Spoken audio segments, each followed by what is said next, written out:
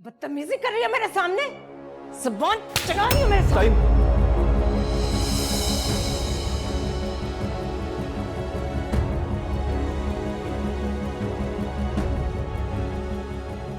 आपको मुझे जितना मारना है आप मार दें,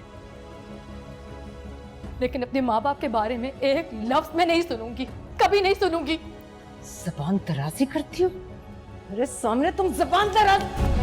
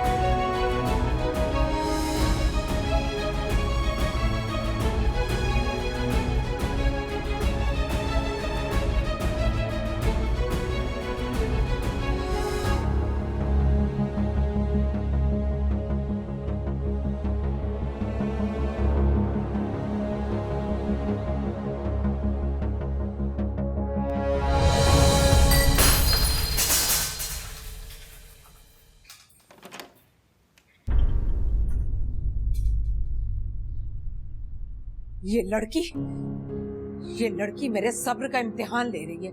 इसकी बढ़ती हुई चालाकियां मैं बर्दाश्त नहीं कर सकती। मुन्नज़ा, भाभी जान आप गुस्सा ना करें, मैं पानी लेकर आती हूँ। तुम भी शामिल हो उस पूरे तमाशे में, तुम भी मिली हुई हो उनके साथ। नहीं नहीं भाभी जान, मेरा यकीन करें, शहर से मेरा कोई लेना देना नहीं है। शहर, मैं शहर की बात नहीं कर रही, जामिन की बात कर रही हूँ। बेटा है ना वो तुम्हारा, किस तरह उसने सबके सामने मेरी बेइज्जती की। तुम भी वही थी ना। अब पानी का गिलास पिला पिला कर मेरा गुस्सा ठंडा करने की कोशिशें कर रही हो तुम। उस वक्त कोशिशें क्यों नहीं की जब तुम्हारे बेटे ने मेरा हाथ रोका। भाभी जान, जामिन तो बस ऐसे ही हाथ। ऐसे ही नहीं मुन्नज़ा बेगम, ये सब मेरे इर्द गिर्द किसी साजिश के तहत किया जा रहा है। पहले तुम्हारा शौहर और बेटा उस बदजात एजाज अहमद की बेटी को मेरी इजाजत के बगैर मेरे घर में ले आया, फिर मेरे शौहर को काबू में कर लिया। उसके बाद उस जादूगरनी ने मेरी बेटी को अपने बस में कर लिया, और इतनी शिद्दत से अपने बस में किया कि वो मेरे यानी अपनी माँ के सामने उस लड़की की हिमायत करती है।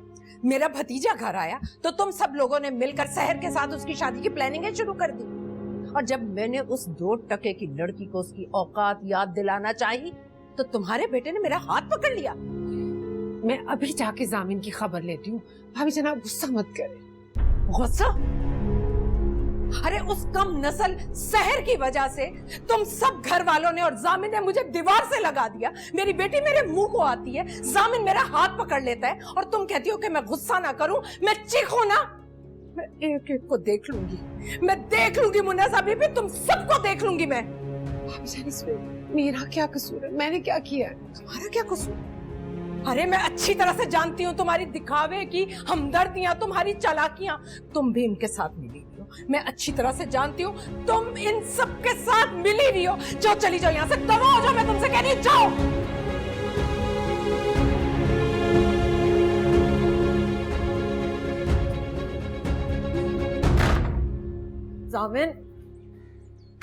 जामिन रुको, जामिन वेट, जामिन कहाँ जा रहे हो तुम? बाहर जा रहा हूँ क्योंकि मैं यहाँ इस वक्त 1 मिनट भी खड़ा नहीं हो सकता। जामिन प्लीज तुम कहीं मत जाओ, मुझे तुम्हारी जरूरत है। राफे भी इतना डिस्टर्ब हो गया इस पूरे तमाशे से। तो मैं क्या करूँ? जब राफे को सहर ने मना किया था तो उस अहमक इंसान को इस बात को यहाँ तक ले जाने की जरूरत क्या थी? अच्छा सुनो ना, मम्मा का मूड भी बहुत ऑफ हो गया है, मेरी मदद करो उन्हें काम करने में। तुम्हारी मामा को अपने गुस्से पे कंट्रोल क्यों नहीं आ रही? सहर का उसमें कोई कसूर नहीं था, उन्हें उस पे हाथ नहीं उठाना चाहिए था। आई नो मम्मा ने ठीक नहीं किया, इसलिए मैं कह रही हूँ तुम कहीं मत जाओ, हम दोनों मिलकर समझाते हैं उन्हें। राफे डिस्टर्ब, मामा का मूड खराब है, और सहर को बिल्कुल भूल गई ना तुम? उसकी कोई परवाह नहीं है ना तुम्हें? वो बिला वजह तमाशे का हिस्सा बन गई बेचारी। वो तुम्हें राफे को मना कर रही थी, कब से मना कर रही थी या नहीं? हाँ कर रही थी, मैं उसे भी जाके मनाती, लेकिन पहले मम्मा और राफे को तो देख लूं। नहीं अरी, तुम्हें सबसे पहले जाके सहर को मनाना होगा। अपने खामखा उस बेचारी को मुझे मना दिया, जबकि इस मामले में उसका कोई कसूर नहीं। मैं भी बेवकूफ था जो तुम्हारी और राफे की बातों में आ गया, लेकिन मैं अब आज के बाद इस तमाशे का हिस्सा नहीं बनूंगा। ये बात तुम भी सुन लो और अपने मामूजात कजन को भी समझा दो। जामिन लेकिन प्लीज तुम कहीं मत जाओ, मैं ऑलरेडी इतनी टेंशन में हूँ, मैं अकेले एक एक इंसान को कैसे हैंडल करूंगी? मुझे नहीं मालूम, मुझे जाना है। जामिन, जामिन प्लीज, जामिन डोंट गो एनीवेयर। जामिन, जामिन प्लीज, मुझे तुम्हारी जरूरत है। तुम्हें पता है मेरा क्या इंटेंशन था यार, तुम तो गुस्सा मत करो प्लीज। जामिन,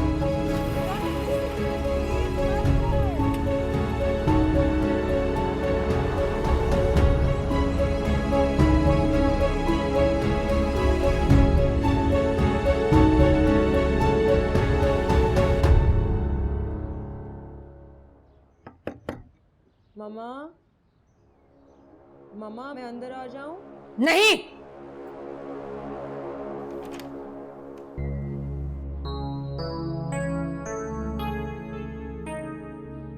मम्मा मुझे आपसे एक बात करनी। तुम्हें एक दफा की बात समझ में क्यों नहीं आती? नहीं करनी मुझे तुमसे बात,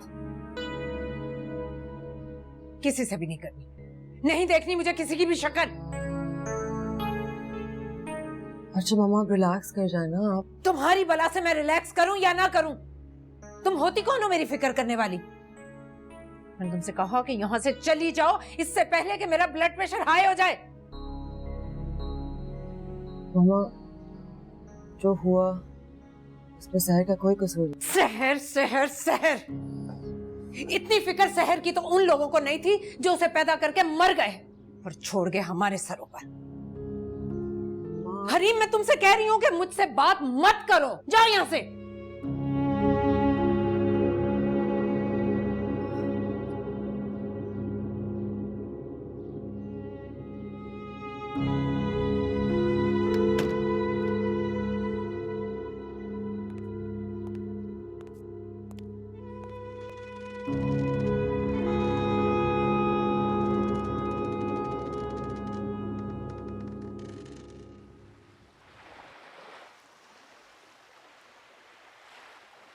बदतमीजी कर रही है मेरे सामने, ज़बान चला रही है मेरे सामने। क्या हो गया मुझे? बार बार क्यों ख्याल आ रहा है उसका? कॉल करूं उसे, खैरियत पूछता हूं उसकी। इतनी अहम तो नहीं थी वो मेरे लिए। मैंने उसे बचाने के लिए राबिया ताई का हाथ पकड़ लिया। वो तो मरते दम तक इस बात को नहीं भूलेगी। ज्यादती कर रही थी वो सहर के साथ। किसी को तो रोकना था हमें। मैंने रोक दिया तो कौन सी बड़ी बात हो गई।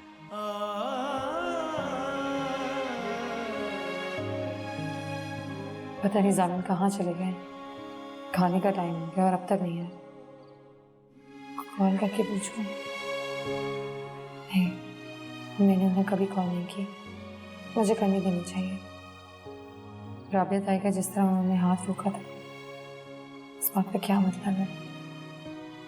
हो ना हो, ताई अम्मी अब मेरी पहले से भी ज्यादा दुश्मन बन जाएंगी।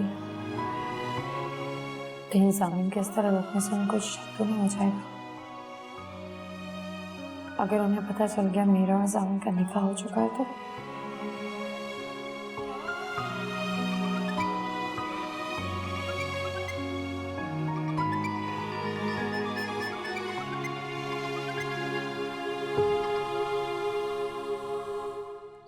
अस्सलाम वालेकुम शम्सा खाला। वालेकुम अस्सलाम। कैसी हो सहर बेटा? मैं ठीक हूँ, आप कैसी हैं? मैं ठीक हूँ। बस बहुत दिन से तुम्हारी याद आ रही थी, सोचा फोन करके तुम्हारी खैरियत पूछ लूं। जामिन कैसा है? वो ठीक है। कुछ बात खुली जामिन के घर वालों के सामने? नहीं। एक बात तो बताओ बेटा। पूछिए। इतने दिन हो गए तुम्हें जामिन के साथ रहते हैं, अब तक तो तुम्हें भी अंदाजा हो गया होगा उस बात का कि वो तुम्हें अपनी बीवी तो समझता है ना, प्यार तो करता है ना तुमसे? पता नहीं खाला। पता नहीं का क्या मतलब? कोई किसी को चाहने लगे, उससे मोहब्बत करने लगे तो वो मोहब्बत उसके रोम रोम से फूटने लगती है, जैसे तुम्हारे वजूद से फूटती है जामिन की मोहब्बत। मेरे? नहीं नहीं खाला, मैंने तो कभी आपसे ऐसी कोई बात नहीं की। ये बातें करने की थोड़ी होती हैं भला। आई थी ना, तुमसे मिलकर भी गई थी, तो बस मुझे उसी वक्त अंदाजा हो गया था तुम जामिन को अपना सब कुछ मान चुकी हो। खाला कोई और बात करते हैं। जामिन बहुत प्यारा लड़का है, मैं तो बस उठते बैठते अपने मालिक से हर वक्त यही दुआ करती हूँ। क्या दुआ करती हैं आप?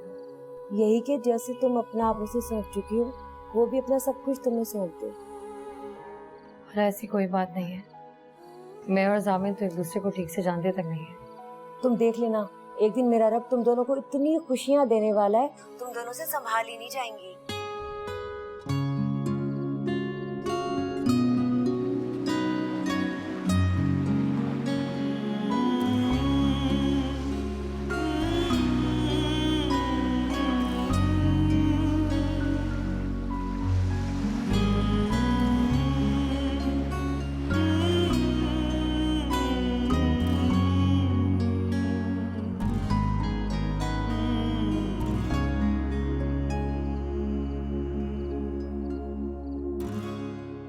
आपका मरहूम भाई यकीनन जहन्नुम के सबसे आला दर्जे पर अपनी सजा पा रहा होगा और जाते जाते मेरे घर को भी जहन्नुम बनाकर चला गया। बुरी बात, ये तकब्बुर है और अल्लाह के मामलात में मुदाखलत है। और फिर वो मर चुका है, इसका मतलब ये है कि वो अल्लाह मियाँ के पास है, तो अल्लाह मियाँ को उसके मामलात हल करने दो। ओफो, मैं तो ये कह रही थी कि आपकी भतीजी की वजह से इस घर में एक नया फसाद खड़ा हो गया। मैं इस वजह से परेशान हूँ। आखिर मामला क्या है? आपकी बेटी उसकी शादी कराने के मिशन पर चल निकली थी। ये भी तो सुनिए, किससे? राफे से, मेरे भतीजे से। अब खुद ही बताइए, इस लड़की की है इतनी औकात कि मेरे राफे की दुल्हन बने? अच्छा, फिर? और जब मैंने उसकी खबर लेने की कोशिश की तो ज़बान चला रही हूँ मेरे सामने। जामिन मेरे सामने दीवार बनकर खड़ा हो गया। मैं आपको बता रही हूँ इफ्तिखार साहब, इस लड़की की वजह से घर में लड़ाइयाँ शुरू हो गई। जामिन, हरीम और राफे, हर कोई इसकी हमदर्दी में मरा जा रहा है। तुम मुझे सिर्फ मसाइल बता रही हो, तुम्हारे पास इसका कोई हल, कोई तजवीज भी है? इस मसले का एक ही हल, और वो ये कि इस लड़की को इस घर से चलता कर दिया जाए। कुछ खुदा का खौफ करो, तुम भी एक जवान बेटी की माँ हो, मतलब उस लड़की को हम इस तरह कैसे चलता कर सकते हैं इस घर से? तो बस फिर आप भी ये देखने को तैयार हो जाएं, और मेरी एक बात याद रखिएगा, आपके इस घर का शिराजा एक रोज आपकी इसी भतीजी की वजह से बिखर कर रहेगा। फिर इसकी कहीं शादी कर दो ना, रिश्ता है तुम्हारी नजर में। चलो तुम रहने दो, एक दो लड़के हैं, मैं उनसे बात करके देख लूँ, फिर शादी करके इस घर से रुखसत कर दो उसे। ये तो मैंने सोचा ही नहीं। इफ्तिखार साहब, मैं खुद देखूंगी इसके लिए रिश्ता। आप कहाँ शादी ब्याह के चक्रों में पड़ेंगे। बस आप ये सब मुझ पर छोड़ दें। ठीक है, जैसे तुम्हारी मर्जी। हाँ, लेकिन किसी से इस बात का जिक्र करने की जरूरत नहीं है। मुझे क्या जरूरत है किससे बात करने की? जो चाहे तुम करो।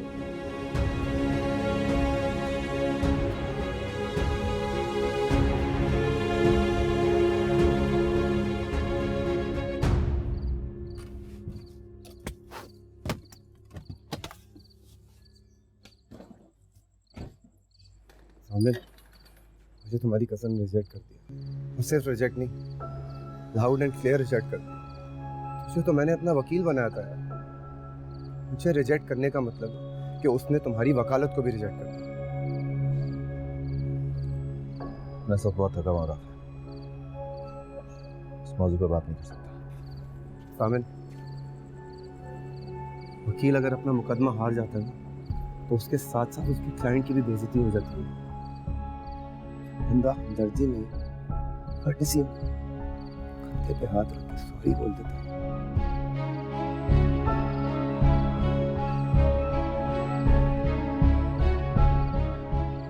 सॉरी।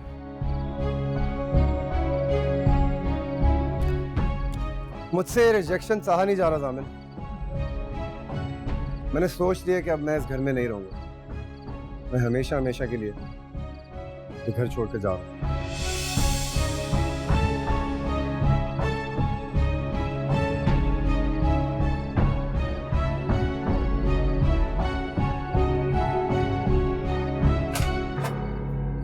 तुम्हें अंदाजा भी है तुमने क्या किया है जामिन? जी है अंदाजा। उस बेचारी पे जुल्म हो रहा था और मैंने जुल्म को रोका है बस। वो बेचारी है तो मैं कौन हूँ? नहीं, आप इस मामले में बीच में कहाँ से आ गई यार? भाभी जान तो यही समझती है ना कि सारे मामले में मैं भी मुलविस हूँ। ताई जान को तो रहने दीजिए आप, उनकी आदत है रस्सी को साफ बनाना। आप परेशान मत हो, 2-4 दिन में सब कुछ नॉर्मल हो जाएगा। भूल है तुम्हारी, तुमने उनके दुश्मन की बेटी को बचाते हुए उनका हाथ पकड़ा है और ये बात मुद्दतों उनके दिल में नासूर बनी रहेगी। इस बार वो नॉर्मल नहीं होंगे। तो क्या करता मैं? सहर को पीट रही थी, वो पिटने देता मैं उसको? किसी मुहज्जब खानदान में ऐसा होता है क्या? अव्वल तो ये होना ही नहीं चाहिए, और अगर हमारी जहालत की वजह से ऐसा हो भी गया था तो आपको तो खुश होना चाहिए कि आपके बेटे ने आगे बढ़कर इस बदतहजीबी को रोका है। सुन, बदतहजीब, जाहिल, ऐसे लगते हैं हम तुम्हें क्या? गॉड सेक अम्मी, मैं आपको नहीं कह रहा, मैं ताई जान को भी नहीं कह रहा, मैं उस सिचुएशन को कह रहा हूँ। अब बहरहाल एक बात थी, खत्म होगी, आप बार बार क्यों दोहराई जा रही है? बात अभी खत्म हुई नहीं जामिन, और इस बार इतनी आसानी से खत्म होगी भी नहीं। क्या मतलब? तुम भाभी जान के सिर्फ भतीजे ही नहीं, होने वाले दामाद भी हो। उन्होंने अपनी बेटी का मुस्तकबिल तुमसे मंसूब कर रखा है। तुम्हारा और उनका रिश्ता बहुत नाजुक है। खुदा करे कि वो ये बात भूल जाए। और अगर ना भूली तो? मैं इस बारे में सोचना भी नहीं चाहती।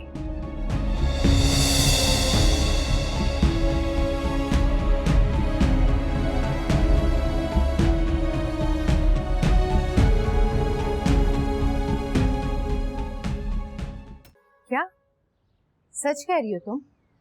हो गया इंतजाम? अच्छा, ये तो बहुत अच्छी खबर सुनाई तुमने। नहीं नहीं, कोई सवाल जवाब नहीं करना, ना ही कोई गारंटी और मालूमात चाहिए मुझे। हाँ, बस 2-4 दिन में तुम आओ मेरे पास, लेकिन आने से पहले फोन कर लेना।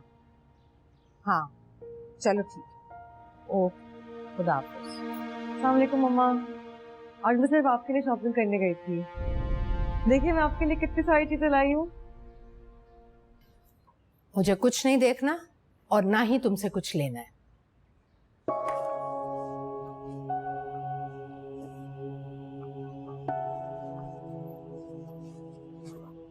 उस दिन वाली बात पर अभी तक नाराज है मुझसे?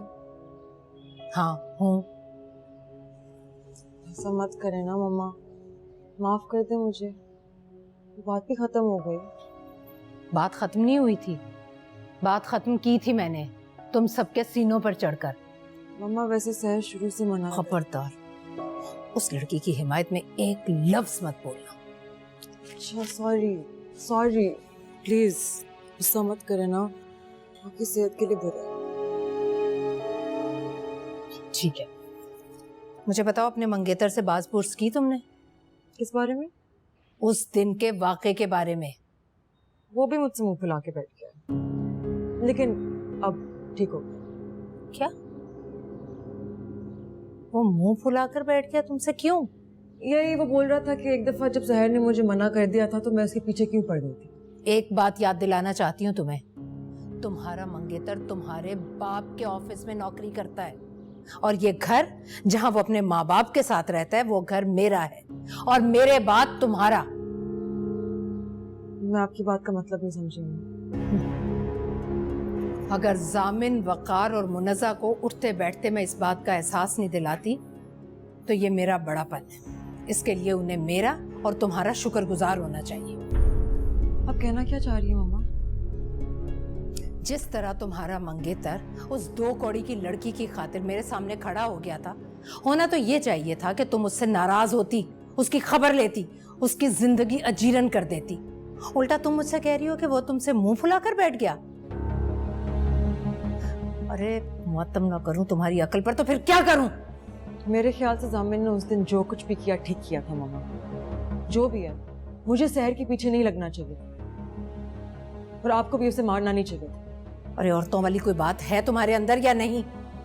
किसी दूसरी औरत की खातिर वो तुम्हारी माँ के सामने खड़ा हो गया, तुमसे मुंह फुलाकर बैठ गया, और तुम्हारे दिल में जरा बराबर भी शक पैदा नहीं हुआ उसके लिए? शक? शक किस पर मम्मा? जामिन पर? सवाल ही पैदा नहीं। जामिन पर ना सही, उस हैदराबादी लड़की पर तो शक करो। इसी तरह उसकी माँ ने एजाज को फंसाया था। खुदा का खौफ करे मम्मा, ऐसा कुछ भी नहीं है। हो ही नहीं सकता, मैं जानती हूँ दोनों को। अपनी आंखें और कान खुले रखने की बजाय अगर तुम ये चाहती हो कि मैं अपना मुंह बंद कर लूं तो ठीक है, लेकिन कल को तुम मेरे पास रोती भी आई तो मैं भी अपनी आंखें और कान बंद कर लूंगी, बिल्कुल इसी तरह जिस तरह इस वक्त तुम किए बैठी हो। मैं आपके पास रोती हुई कभी नहीं आऊंगी मम्मी, कि मैं और जामिन एक दूसरे से बहुत प्यार करते हैं। हम दोनों ने एक दूसरे पे ना ही कभी शक किया है और ना कभी करेंगे।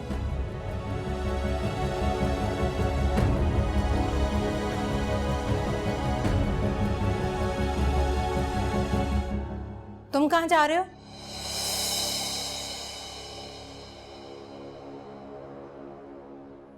वही हुआ जिसका मुझे डर था।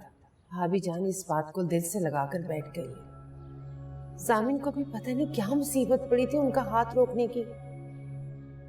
मारने देता उन्हें सहर को, कम से कम ये मैल तो ना आता ना उनके दिल में जो इस वक्त आ चुका है। या अल्लाह, अब उनका दिल कैसे साफ होगा? कहीं सामिन और हरीम की बात तो नहीं खराब हो जाएगी? आ जाओ।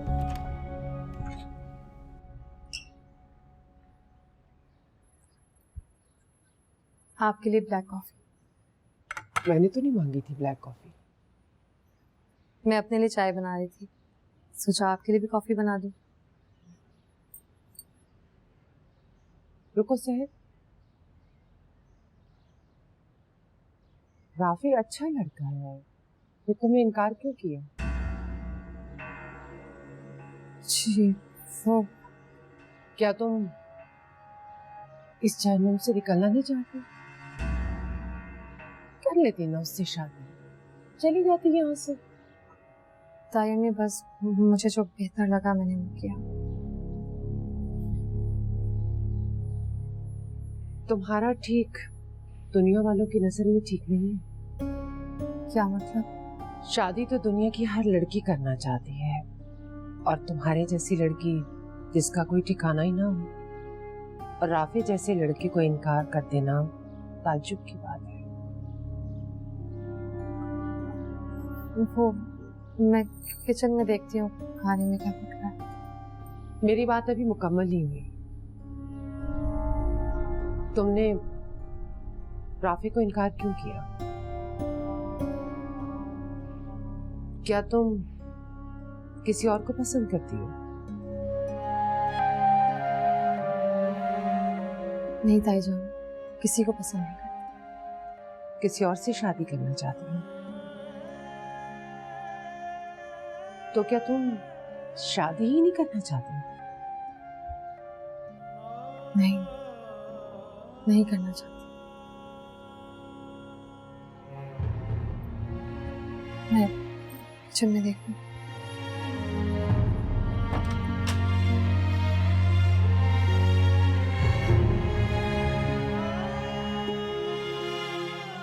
मैं आपको कैसे बताऊं भाईजान, मैं आपकी बहू जामिन की बीवी।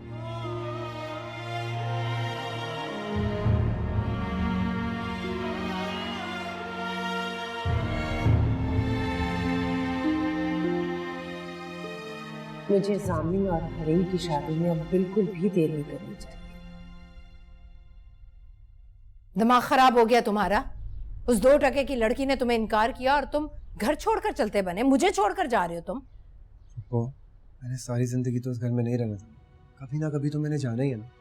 तुम मेरे भतीजे हो राफे, मेरे भतीजे। तुम कहीं नहीं जाओगे। अगर किसी को जाना ही है ना यहाँ से तो वो जाएगी। सहर, सहर कहाँ? तुम इधर आओ। पप्पा प्लीज रहने दे, आप उसे ना बुलाएं, उसे फेस नहीं कर सकते। क्या तुम फेस नहीं कर सकते? क्यों? तुम्हारे दिल में कोई चोर है क्या? अरे उसकी तो इतनी औकात ही नहीं थी कि वो तुम्हें रिजेक्ट करती। अरे ये इन जैसी मिडिल क्लास लड़कियों का खास हरबा होता है। तुम जैसे ऊंचे घराने के लड़कों को अपने पीछे लगाकर मजनू बनाना, फिर खुद सती सावित्री बन जाना। सहर, सहर में कब से आवाजें दे रही, कहाँ रह गई थी तुम? हाँ, आवाजें सुनाई नहीं दे रही थी तुम्हें? वो मैं मुनज़्ज़त ताई के पास थी। अल्फ लैला की कहानियां सुनानी बंद करो। माफी मांगो राफे से।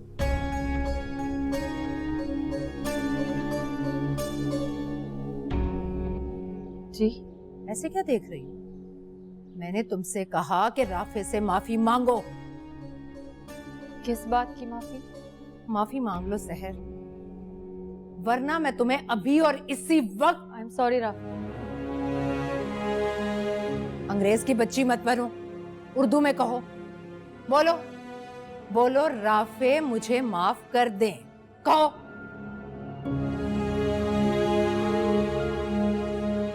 राफे मुझे माफ कर दे। और बात मेरी कान खोल कर सुनो, तुम इस लायक ही नहीं हो कि राफे से तुम्हारी शादी होती। अरे ये तो मेरा मासूम बच्चा था जो तुम्हारे छल में आ गया। बात अगर राई के दाने के बराबर भी आगे से रखती तो मैं खुद तुम दोनों के दरमियान पहाड़ बनकर खड़ी हो जाती। अगर तुम दुनिया की आखिरी लड़की भी होती ना, तब भी मैं तुम्हारी शादी किसी सूरत राफे से ना होने देती। अब दफा हो जाओ, शक्ल गायब करो अपनी, जाओ यहां से।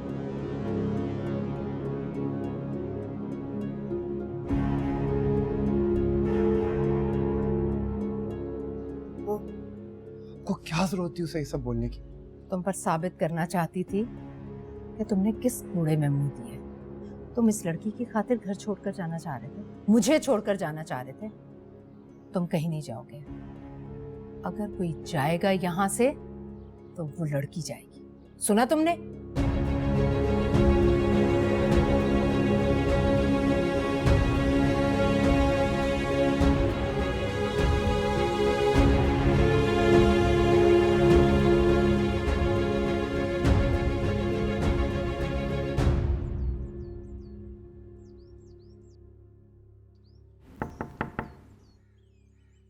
कौन? दरवाजा खुला है, आ जाए।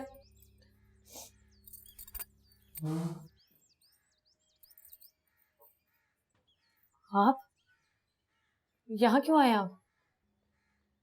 आपका इंग्लिश और उर्दू वाला सॉरी वापस करना है। आप प्लीज यहाँ से चले जाइए।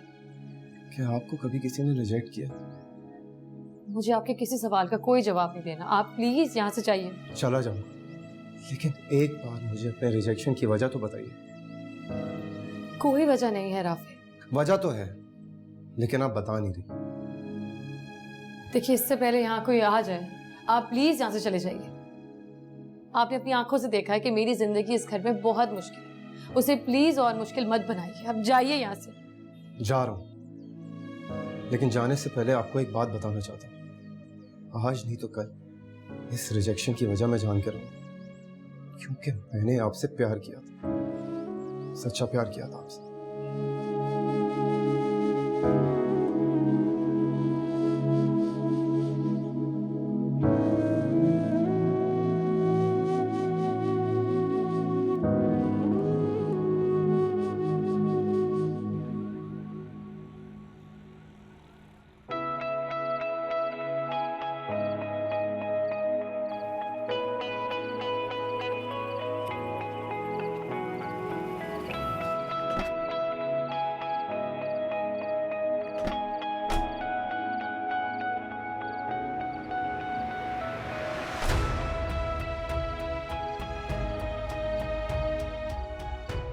आमिर,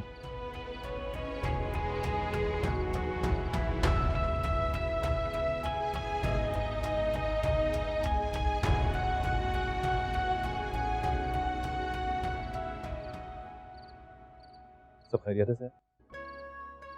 कुछ नहीं। तुम रो रही थी? बस ऐसे। क्या बस ऐसे? क्या हुआ?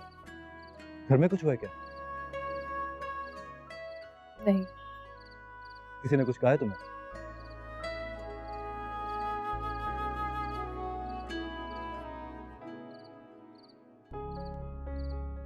तो फिर क्या हुआ सर?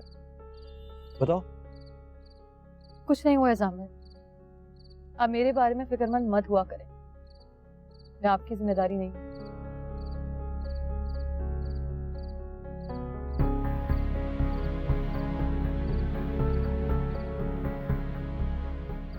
सैर बेटा। ताईजान, अस्सलाम वालेकुम। वालेकुम सलाम। ठीक हो? जी ठीक हूँ। बेटा, मैंने सुना था राफी ये घर छोड़कर जा रहा है, क्या चला गया?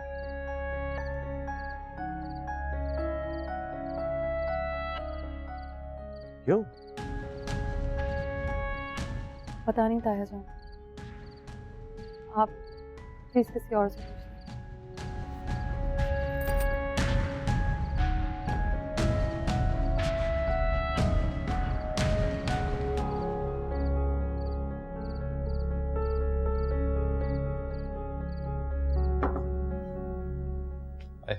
अरे तुम कैसे हो?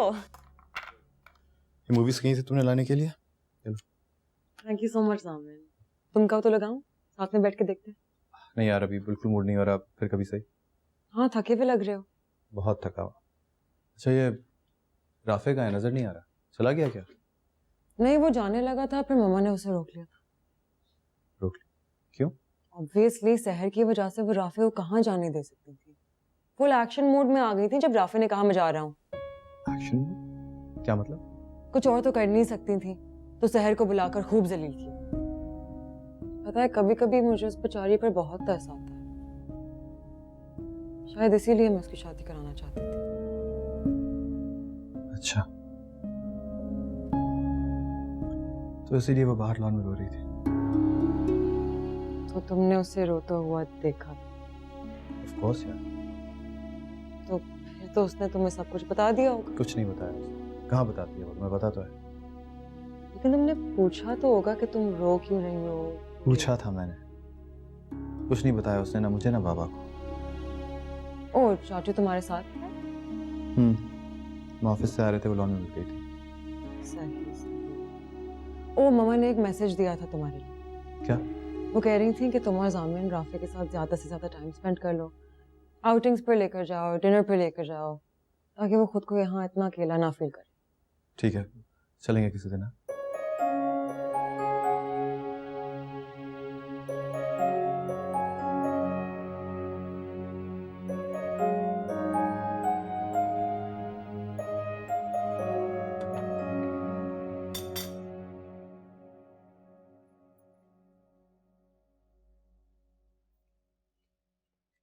चले जी, बुलावा आ गया।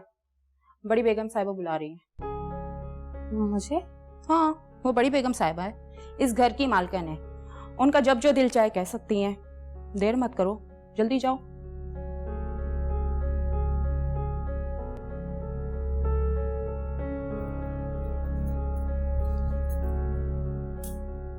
भाई ये है अनवर, जैसा आपने कहा था बिल्कुल वैसे ही। चाहे तो आज ही निकाह करके लड़की को आज ही रुखसत कर दें, पर इसे जहेज में लड़की के सिवा कुछ और नहीं चाहिए। वैसे ये हमारे शादी दफ्तर का मुलाजिम है, मेरे तीनों बच्चों को स्कूल लाना ले जाना इसी के जिम्मे है। बहुत ईमानदार और मेहनतकश किस्म का इंसान है। अपनी जाती पिकअप भी है इसकी, वही चलाता है। शहर भर में डबल रोटी और अंडे सप्लाई करता है। सही सही। तुम्हारी बीवी का इंतकाल कब हुआ और बच्चे कितने हैं तुम्हारे? जी वो अल्लाह के हुक्म से 4 बच्चे हैं मेरे। बड़ी बेटी की तो मैंने अभी शादी की, बहुत खुश है अपने घर में। बड़ा बेटा मेरा 22 साल का है और कार मैकेनिक है, बहुत बड़े वर्कशॉप में काम करता है। दूसरा बेटा एसी और फ्रिज का काम सीख रहा है। छोटी बेटी 12 साल की और अभी स्कूल में पढ़ती है। ठीक है ठीक है, पूरे खानदान का हसब नसब बताने की जरूरत नहीं। ये बताओ तुम्हारी बीवी का इंतकाल कब हुआ? जी वो अल्लाह के हुक्म से अभी 1.5 साल पहले इंतकाल। 1.5 साल पहले। आपने मुझे बुलाया? हाँ आओ। देख लो अनवर, यह है वो लड़की जिसके लिए मैंने तुम्हें बुलाया। और तुम भी देख लो, ये अनवर है, इसका अपना जाती कारोबार है, पिकअप का मालिक है, अच्छा खाता कमाता है, बहुत ईमानदार है। और 1.5 साल पहले इसकी बीवी का इंतकाल हो चुका है। लेकिन आप ये सब मुझे क्यों बता रहे हैं? अगले हफ्ते तुम्हारी शादी है इसके साथ।